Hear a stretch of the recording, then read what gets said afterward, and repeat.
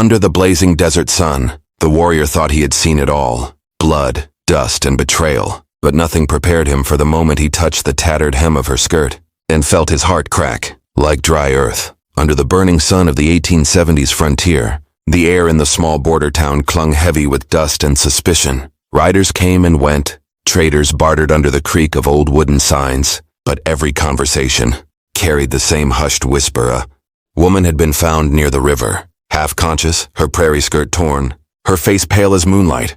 No one knew her name or where she came from, only that her eyes held storms that could drown a man's courage. Some swore she was a runaway bride escaping a cruel fate. Others claimed she was cursed, carrying a darkness that would swallow any soul foolish enough to care. Into this tense silence rode the warrior, broad-shouldered, scarred from battles few dared speak of, his reputation carved in the fear of men and the mourning of widows. He did not believe in curses. He believed only in what he could see, until he saw her. He reined in his horse outside the trading post, the sound of hooves fading into the uneasy murmur of the street. And there she was, sitting on the bottom step, as if the weight of the whole world had settled on her narrow shoulders, her skirt folded tightly over her knees, her boots caked with dried mud that had cracked like old riverbeds, hair tossed and knotted by the restless wind, strands catching the sun before falling back across her face. She did not look up when his shadow fell over her, only kept her gaze fixed on the dirt, fingers twisting the hem of her skirt in small, nervous circles. And something about that stillness pressed against the walls of his chest, harder than any battle he had fought. He cleared his throat, letting the words come low and careful. But the moment his voice touched the air, she flinched as though the sound itself might strike her, her shoulders curling in, her breathing quickening. Yet she did not move away, and he found himself crouching slightly to meet her eyes, though they refused to rise. The noise of wagon wheels and distant hammering faded until there was only the rasp of the wind and the slow thud of his own heartbeat. For a man who had faced gun barrels and charging horses without a tremor, it was a strange thing to feel his hands tighten against the urge to reach for her, not out of force, but to steady the trembling he could almost feel radiating from her. He noticed then how her knuckles were scraped raw, how the thin fabric of her sleeve was frayed where it met her wrist, and the faint mark of something once bound there. And though every instinct told him to step back, to let the silence swallow this meeting whole, something older and deeper in him refused, holding him there in that narrow patch of shade, caught by the pull of a presence that spoke, louder in its silence than most men did with their lives. The townsfolk drifted past in quick glances, some slowing, as if expecting to see him drag her to her feet or turn away, with the cold dismissal he was known for. But instead he stood still, his boots planted as if he had arrived for the sole purpose of standing before this woman. When the wind finally lifted the hair from her face just enough, he caught the briefest flicker of her eyes, dark, wide, and filled with something that made the ground beneath him feel less certain, a depth that did not plead for help, but dared him to step closer to whatever truth lay there. And before he knew it, he realized he was already leaning in, drawn toward a shadow he could neither name nor walk away from. That night, with the moon hanging low and the fire burning in slow, steady breaths, he placed a tin plate in front of her, the scent of roasted meat curling through the cold air, and for a long moment she did not move, her eyes fixed on the flames, as if searching for something she had lost in their restless dance, until finally her fingers reached for the bread, pausing halfway as though some invisible weight held her hand. He said nothing, letting the quiet wrap around them, the only sounds the crackle of burning wood and the far-off howl of a coyote. And when she finally lifted the bread to her lips, her voice came soft, breaking, almost swallowed by the night. "Please, don't lift my skirt." And the way she spoke, it was not the way a person begged for modesty, but the way someone begged for their life, every syllable carrying a tremor that seemed to cut the air between them, her eyes darting to his for the first time, not to accuse but to warn, and he froze, not out of guilt but from the sudden understanding that whatever she feared lived close, too close. His mind wrestled with questions that clawed at him. Was it a wound hidden beneath the fabric? Some cruel injury from a life she had escaped? Or was it something worse, something that could not be healed with bandages or time? Yet he forced his voice to stay calm, asking if she was hurt, but she only shook her head, her grip tightening on the edge of the skirt, as though his words might turn into action. The firelight caught her face in fleeting gold, revealing shadows beneath her eyes and the faint trace of salt on her cheeks, marks of tears shed quietly, perhaps even in the moments he had been watching her from across the camp.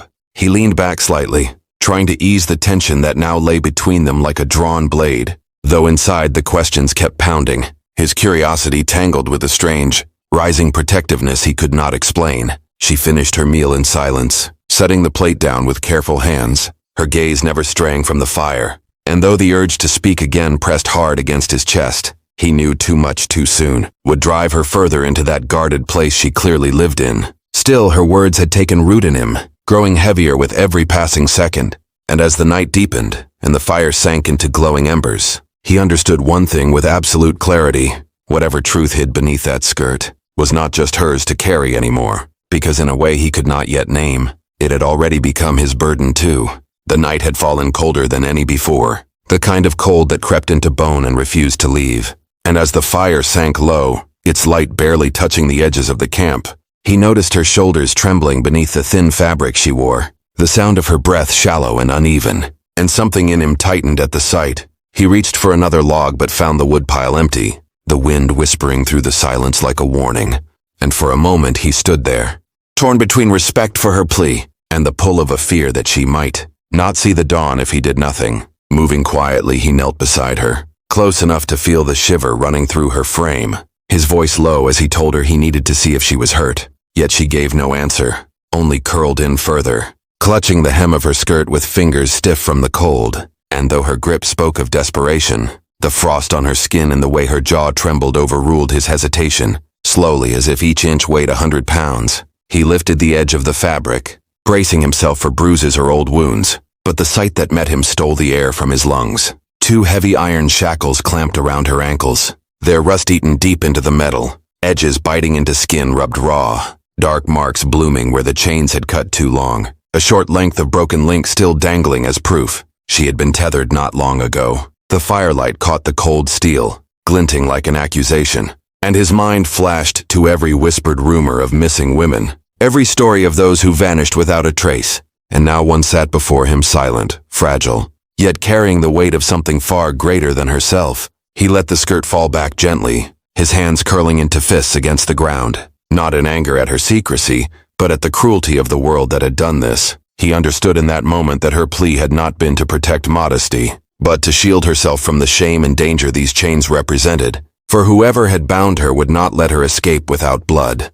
A shadow passed across his thoughts, the knowledge that if he could find her, so could they, and they would be coming.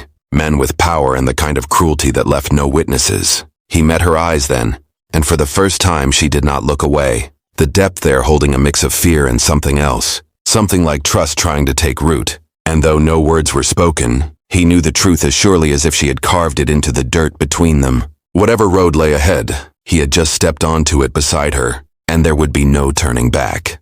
He stayed crouched beside her long after the fire's last ember faded, the cold biting at his own skin yet, feeling dull compared to the weight pressing on his chest. And without another word he reached into his saddlebag, pulling out a strip of clean cloth and a small tin of salve, his hands steady but his breath uneven as he gently lifted her ankle into his palm, the warmth of her skin searing through him despite the frost in the air. She didn't resist this time, only watched with guarded eyes as he cleaned the raw flesh, where the iron had bitten deep, his fingers careful as if any pressure might break her entirely. And for a man who had faced death without flinching, it was strange how fragile his own heart felt in that moment, beating harder with each glance upward to find her staring back. Her lips parted as though she wanted to speak, yet couldn't push the words. Past the wall inside her, he wrapped the cloth with slow precision, tying it in a knot that would hold until they could find something better, then sat back on his heels, staring into the darkness beyond the camp as his mind began weaving a plan,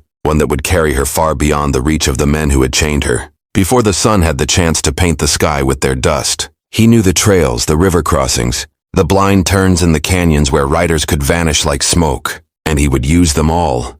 But as he pictured her walking away into safety, something sharp twisted low in his chest, a realization he didn't want to name.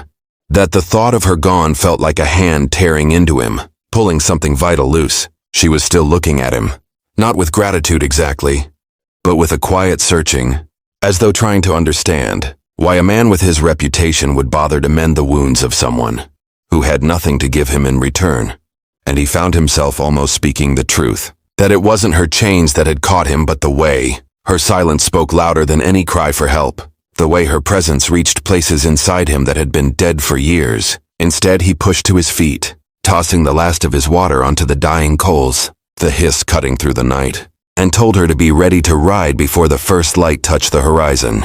His voice calm, though every word carried a weight he couldn't hide, because deep down, he already knew that helping her disappear would mean losing her forever, and yet not helping her was a road he could never take.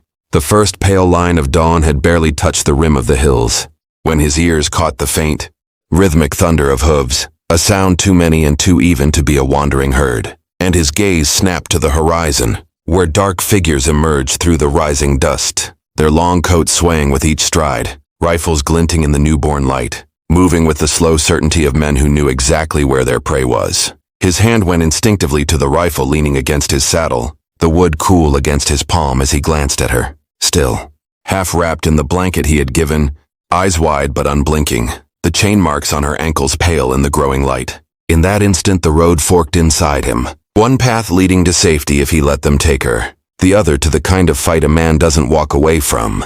And though reason whispered the first, his fingers curled tighter around the stock until his knuckles burned. The choice already carved into him long before this moment. He told her in a low voice to get to the far side of the canyon and keep riding no matter what she heard. But she shook her head, the stubborn glint in her eyes almost enough to break his resolve. Yet he didn't waver, only stepped forward until the space between him and the riders began to close, dust swirling at his boots, the wind carrying the smell of gun oil and leather. He could see their faces now, hard eyes, thin mouths, men who had no hesitation in killing, and he wondered briefly if any of them had ever felt the weight of mercy. Before burying it under orders, the leader called out, voice cold and confident, telling him to step aside and hand her over, promising to let him live, but he didn't answer, just lifted the rifle to his shoulder with the slow, steady movement of a man who knew what was coming. The first shot cracked the air, sharp as lightning, and the silence that followed lasted no more than a heartbeat before the world erupted, hooves pounding, rifles barking, bullets tearing into the dust at his feet and the splintered wood behind him. He moved like a shadow among the rocks, firing with the precision of a man who had spent his life in the company of death, each shot buying her another breath, another yard of distance. But even as he fought, he felt the numbers pressing against him, an unyielding tide that would not stop until it swallowed him whole. Yet there was no fear in him now, only the fierce calm of a decision made, the knowledge that whatever happened next, she would have the chance to see a day beyond this one, and that was enough. The gunfire faded into a hollow silence, the dust settling around bodies that would never rise again, and there he was, down on one knee before the weight finally pulled him to the ground, his rifle slipping from his grasp. As the warmth in his chest began to spill into the dirt beneath him, she ran to him, stumbling over the uneven earth, her hands trembling as they found his, holding on as if sheer will could keep him from slipping away, her breath breaking into sharp, desperate gasps. Yet his eyes were calm, softer than she had ever seen them, and with the last of his strength he drew her closer, whispering words that caught in the wind, but still reached her heart. I didn't just save you. You saved me too. Her tears fell against his cheek as his gaze dimmed, his fingers loosening slowly until they lay still, and for a long moment she knelt there, feeling the world grow unbearably quiet before she rose, the shackles gone from her ankles, yet replaced by an invisible chain that bound her to the memory of the man who had traded his life for her freedom. She walked into the desert without looking back, the horizon wide and endless, carrying his soul within her, a silent promise that his sacrifice would not fade. Sometimes the strongest love is the one that lets go so another can live. What would you have done in his place? Share your thoughts. And if this story touched you, like, share, and subscribe for more at Western Stories, where every tale rides on the wind of the old frontier.